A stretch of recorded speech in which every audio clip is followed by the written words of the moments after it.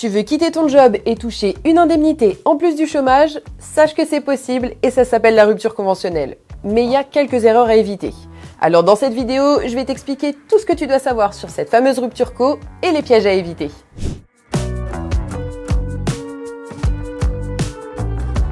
Alors déjà, la rupture conventionnelle, c'est pas nouveau, ça date de 2008. Et le but, c'est de permettre à un salarié et un employeur de se séparer sans conflit. C'est pas un licenciement et c'est pas une démission, c'est un accord à deux. Alors c'est utile dans pas mal de cas, comme pour changer de voie pro, déménager, reprendre des études ou alors éviter le burn-out. Mais attention, si on te contraint à signer ou que les conditions ne sont pas réunies, la procédure est viciée. Et si on ne te laisse pas vérifier certains points, surtout ne signe pas. Dans tous les cas, la rupture co, ça peut venir de toi ou de ton employeur. Mais il y a aussi quelques conditions à remplir, car oui, tout le monde ne peut pas avoir de rupture conventionnelle. Déjà, tu dois être en CDI, peu importe ton temps de travail. Ensuite, comme je te l'ai dit, tout le monde doit être d'accord. Si la demande vient de toi, ton patron peut très bien la refuser et sans donner de justification. Ça, c'est pas un droit automatique. De même, si tu es en procédure de licenciement ou si une faute grave est en cours, sache que c'est mort. Si tu remplis ces conditions, alors là, tu peux faire la demande.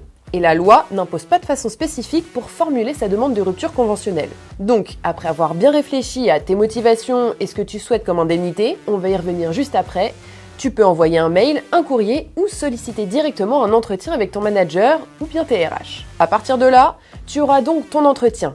Et si ça se passe bien, tu pourras signer la convention avec ton employeur. En gros, le papier qui explique tout comme il faut. Il te faudra ensuite attendre 15 jours de droit de rétractation, puis on envoie le tout à la DREETS, qui a 15 jours pour homologuer la convention et valider ou non la rupture co. Et d'ailleurs, si au bout de 15 jours, t'as toujours pas de nouvelles, c'est que c'est acté. Pas de nouvelles, bonne nouvelle comme on dit. Et là, la date de rupture arrive. Tu reçois ton solde de tout compte, tes documents de fin de contrat, ton certificat de travail et ton indemnité de fin de contrat. Et ce dernier point, c'est souvent là où ça fait mal. Déjà, le montant de l'indemnité doit être noté sur la convention. Alors il va dépendre de ton salaire brut, de ton ancienneté dans l'entreprise et de ta capacité à négocier avec ton employeur. Et oui, dans tous les cas, le montant d'indemnité spécifique de rupture conventionnelle ne peut pas être inférieur à celui de l'indemnité légale ou conventionnelle de licenciement. Donc en gros, il y a un minimum, mais pas un maximum. Alors pour la faire court, cette indemnité légale est basée sur l'ancienneté du salarié. Un quart de mois de salaire brut pour chaque année d'ancienneté pour les 10 premières. Un tiers de mois de salaire brut pour chaque année d'ancienneté au-delà des 10 ans. En gros, imaginons que tu gagnes 2000 € par mois brut et que tu es dans ton entreprise depuis 6 ans. Alors pour calculer ton indemnité légale, tu prends un quart de mois de salaire par année d'ancienneté. Parce que tu as moins de 10 ans d'ancienneté du coup. T'as 6 années de boîte, et du coup, on fait 500 x 6, ça fait 3000 €. Donc, ton indemnité légale minimale serait donc de 3000 €. Et là, c'est le plancher. Tu peux pas toucher moins. Et je vais te donner un petit bonus avec quelques rappels. Si ta rupture co est homologuée, tu peux toucher le chômage. Pour ça, il faut que tu t'inscrives à France Travail le plus rapidement possible. Par contre, attention, si ton indemnité est trop élevée, il peut y avoir un délai qui s'applique avant de toucher tes allocations. Et tu as le droit de demander un peu plus comme indemnité, alors fais-le. Par contre, il faut le négocier et montrer que c'est gagnant-gagnant. Et attention, en plus de l'indemnité, tu dois avoir ton solde de tout compte. C'est deux choses bien séparées.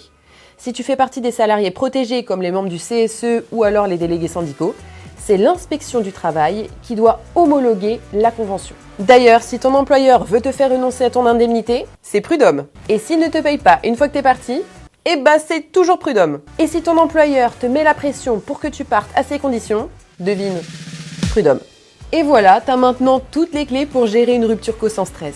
Dans une prochaine vidéo, je vais t'expliquer comment négocier au mieux tes indemnités de départ. Et en attendant, pense à liker, à t'abonner et dis-moi en commentaire si t'as déjà utilisé une rupture conventionnelle. À bientôt!